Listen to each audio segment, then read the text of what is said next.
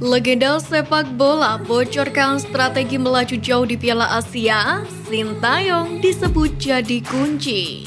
Timnas Indonesia dalam rentetan turnamen besar hingga awal tahun depan.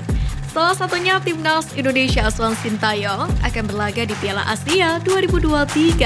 Skuad Garuda sendiri dipastikan akan menghadapi laga-laga yang menantang. Sebab Timnas Indonesia berada di grup yang bisa dikatakan cukup berat. Ada di grup D, akan berhadapan dengan Jepang, Irak, dan Vietnam. Timnas Jepang tentu bakal menjadi perhatian utama. Mereka adalah salah satu kekuatan sepak bola Asia. Terbaru, Wataru Endo dan kawan-kawan menarik perhatian dengan mengalahkan Jerman dan Turki pada laga FIFA Matchday September ini. Legenda Timnas Indonesia Ricardo Salamsi pun merasa pecinta sepak bola tanah air harus realistis pada peluang Garuda Muda, terutama ketika menghadapi Jepang di Piala Asia.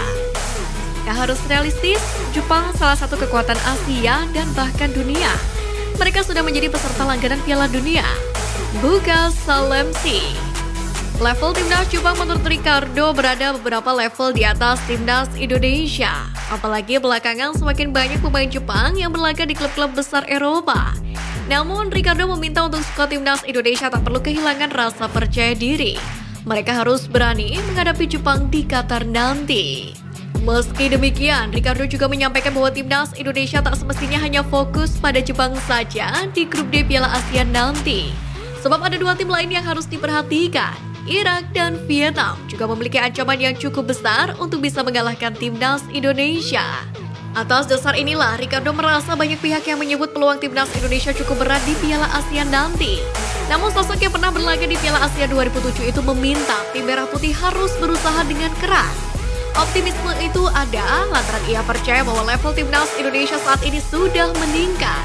Ia pun yakin dengan kemampuan Sintayong. Dengan pengalaman di dunia, Ricardo yakin Coach Shin tahu bagaimana cara menghadapi Jepang. Rapor apik pemain naturalisasi di Timnas Indonesia U23. Kegemilangan Garuda Muda mengarungi kualifikasi Piala Asia salah satunya karena adanya support dari pemain naturalisasi. Mereka adalah Ivar Jenner dan Rafael Struijk yang menjadi andalan pelatih Sintayong. Di mana dua pemain yang merumput di Eropa ini selalu dimainkan sebagai starter oleh pelatih kepala di laga kontra Taiwan dan Turkmenistan. Dan berikut ini ulasan statistik yang dibubuhkan oleh dua pemain naturalisasi Timnas Indonesia U23 itu saat bersua dengan Turkmenistan di laga pamungkas kualifikasi Piala Asia Grup D. Pertama, Rafael Struijk jadi ancaman. Apabila kontribusinya pada pertandingan melawan Turkmenistan U23, Rafael Struijk memang tak berhasil menyumbangkan gol maupun assist.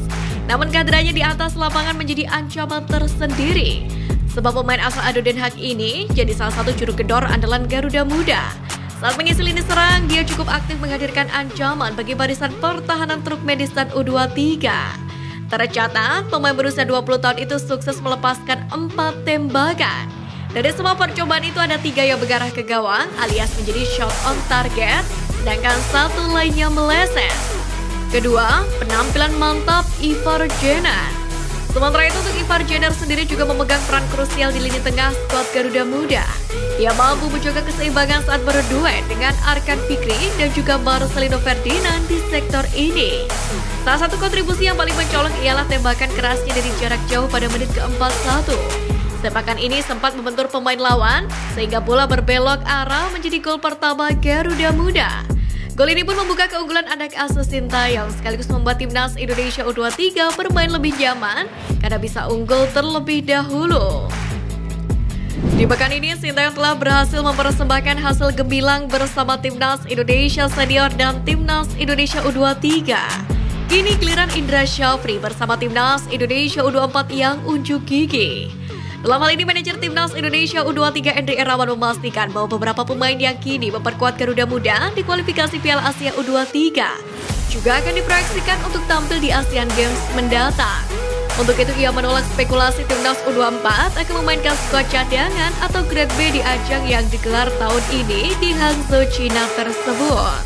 Endri Irawan mengatakan Timnas Indonesia U24 yang bakal tampil di Asian Games pada 23 September hingga 8 Oktober nanti akan berusaha semaksimal mungkin untuk menampilkan skuad terbaik. Kita usahakan semaksimal mungkin pemain pilihan dan pelatih Indra yang terbaik. Gitu aja. Cuma kalau mencari paling baik agak sulit ya.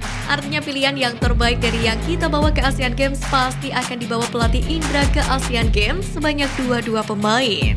Jelas Endri Irawan. Sementara itu untuk komposisi skuadnya akan diisi oleh 4 generasi, yaitu pemain Timnas U22 SEA Games Kamboja, pemain Timnas U20 yang gagal berpartisipasi di Piala Dunia U20, skuad U24 atau pemain kelahiran 99 dan 3 pemain senior. Terkait pemain senior, memang diperbolehkan membawa 3 pemain. Namun rupanya, Timnas U24 Indonesia hanya membawa 1 pemain senior ke Asian Games kali ini. Satu-satunya pemain senior yang membela Timnas U24 Indonesia adalah Andi Setio. Bek tengah milik Persikabo 1973 itu pun kini sudah bergabung bersama pemain-pemain lain di bawah asuhan Indra Syafri. Sebelumnya, memang ada kabar bahwa Timnas U24 Indonesia akan diperkuat oleh 3 pemain senior, di mana ada 5 pemain senior yang masuk dalam daftar dari Indra Syafri. Di antaranya adalah Jordi Amat dan Mark Locke. Namun, rupanya kedua pemain naturalisasi itu tidak bisa membela Timnas U24 Indonesia di Asian Games. Faktor kompetisi yang sedang berjalan membuat PSSI mengerti situasi tersebut. Sementara itu, sejauh ini 18 pemain sudah berkumpul dan terus mematangkan taktik jelang pertandingan. Dengan kata lain, skuad lengkap Indonesia yang akan tampil di Asian Games tidak berlatih bersama di Jakarta, yang mana persiapan sesungguhnya baru digelar di Hangzhou, China. Sesuai undian, Asian Games 2023 Indonesia akan menjalani laga pertama pada 19 September dengan melawan Kirgistan. Kemudian pada 21 September akan bentrok dengan Taiwan.